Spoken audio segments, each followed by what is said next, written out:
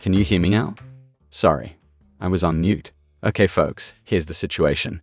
We only have 180 days of runway left. We're going to build a paid offering on top of our free product. We just need to add 3 new premium features. If we hit our objectives, we'll be at break even.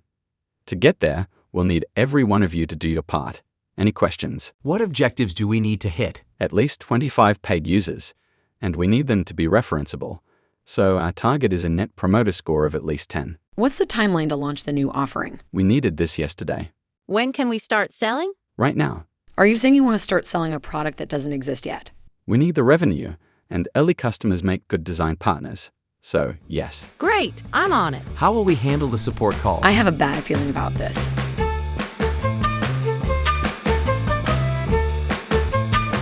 Hi, I'm Elizabeth Hendrickson, consultant, author, and creator of the Curious Duck simulation. So, JJ, the boss in the video, gave the team a goal. Within 180 days, they needed to release 3 new premium features and attract 25 paid users with a net promoter score of at least 10. What's the best way to go about meeting that goal? The answer is, of course, it depends. But on what? Let's explore a few variations on this situation with the Curious Duck simulation. Imagine things are ideal. The existing codebase is high quality. Customers flock to the new offering and are quite forgiving. The team prioritizes bugs at the top of the backlog, deploys continuously, and takes the time to write high-quality code, so there's very little rework. The team meets the goal in a couple of months. They're playing on easy mode, and just about any approach would probably work. But that's not the world most of us live in. Let's make it more realistic. Lower the code quality of existing components, slow down deployments, and make customers more difficult to attract and retain. When we run the scenario in this configuration, we can see all the red dots in the existing components indicating underlying defects. And we can see that the initial reliability score is quite low. We can also see the completed work piling up, waiting to be deployed, and customers are slower to join and faster to churn. So it's harder to grow the new paying customer base. The team struggles and ultimately doesn't succeed in time. We went from the team succeeding in a couple of months to not succeeding at all before the 180-day runway expired. The team worked the same way, but the context was different. Wait a minute, what exactly is context? It's a simple word, but it turns out that's actually a pretty deep question, deeper than it might seem.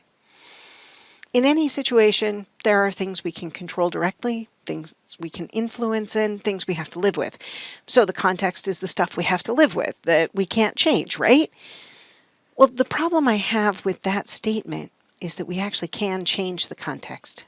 Thinking we can't, that it's stuff we have to live with, it's a trap. Sure, we can't change history. We can't go back in time and not take the shortcuts that made the codebase unstable. We can't retroactively automate the deploy process. But we can make choices in the future to invest time and energy to improve code quality and automate manual processes. That's why I find it more helpful to think of the word context as a shorthand way of saying the cumulative effect of past decisions.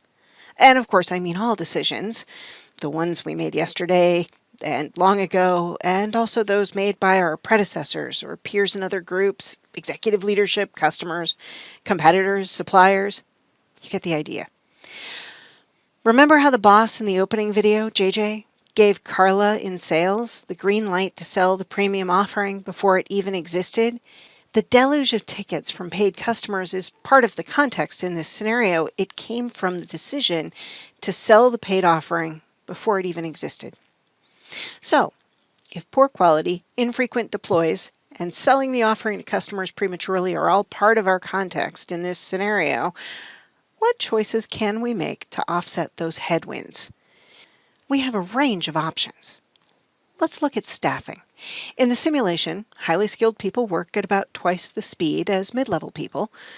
What if we could raise the skill level of the team?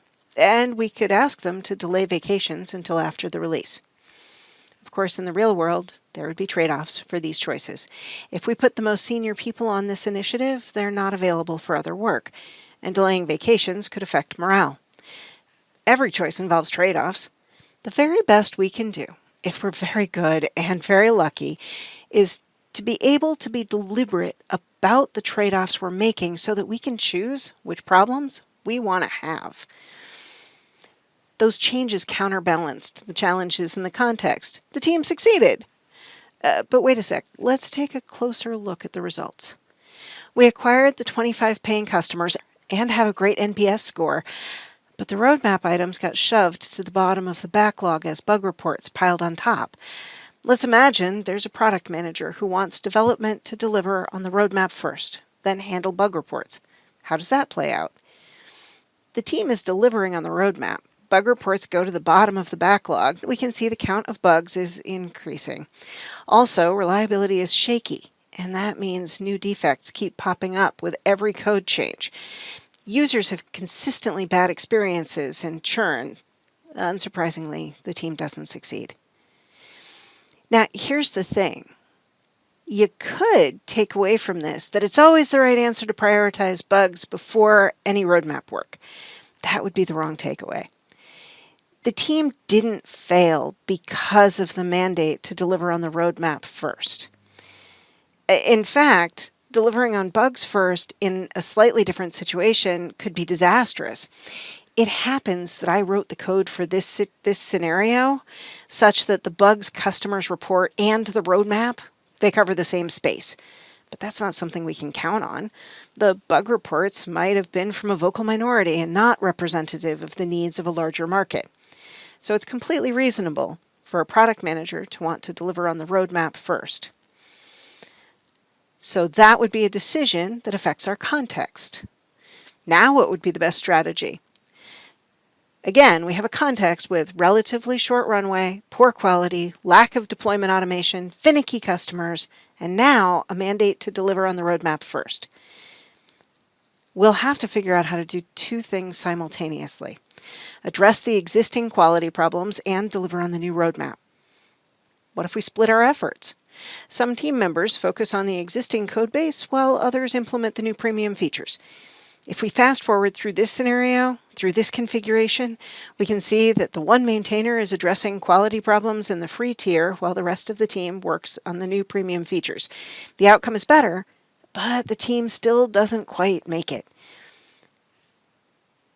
But we made a choice that has a subtle implication that's worth exploring. We chose to put all of the bugs at the bottom of the backlog. We could have chosen to put the free tier bugs at the top of the backlog. Here's the thing. When bugs go to the bottom of the backlog, the team picks them up in the order that they were reported. That means by the time a developer picks up a bug ticket, it's old information. If we prioritize the free tier bugs at the top of the backlog, then the most recent bug reports get picked up first. And given the way that we've split the team, prioritizing free tier bugs at the top or bottom of the backlog, either way, doesn't change the work allocation. But it does affect the freshness of the information available to the one person maintaining the free tier. That one tiny change enables the team to succeed. In case you think that's just an oddity of the simulation, think back to a time when you had to wade through hundreds of old bug reports to determine whether or not they were still relevant. Or if you never had to do that kind of work, you might not realize how time-consuming and tedious it is. Working with fresh information is always better and more efficient. It wasn't obvious that prioritizing bug reports at the top of the backlog also resulted in the team working from fresher information. But that's also realistic. The implications of some choices are so subtle that they're easy to miss. That's the great thing about a simulation. We can run through hundreds of variations in a few hours and play what if. In doing so, we can notice seemingly small things that make a big difference and test out our hypotheses about why things work the way they do. And we can develop strategies that are appropriate for a given context. There's a lot more we could explore with this scenario. We could see what happens when the team has individual code ownership. Maybe there are times when having 6 individual single points of failure might be worth the trade-off. We could experiment with configurations that would result in a very grumpy user base for the free offering. We could see if there are any circumstances where putting the team under the maximum amount of pressure actually works. There are so many different configurations we could try, but let's wrap up for now. If you remember nothing else, I hope you'll remember two things. First, context is the cumulative effect of past decisions. So if you want to change your context, start by making different choices. And second, when navigating your context, consider the full range of choices available to you. Some choices, the implications of them are so subtle that they don't look like they would matter, but even small things can make a big difference. And finally, if you would be interested in using the Curious Duck simulation to explore choices and strategies in your specific context, please get in touch. You can reach me at quack@curiousduck.io. Thank you so much.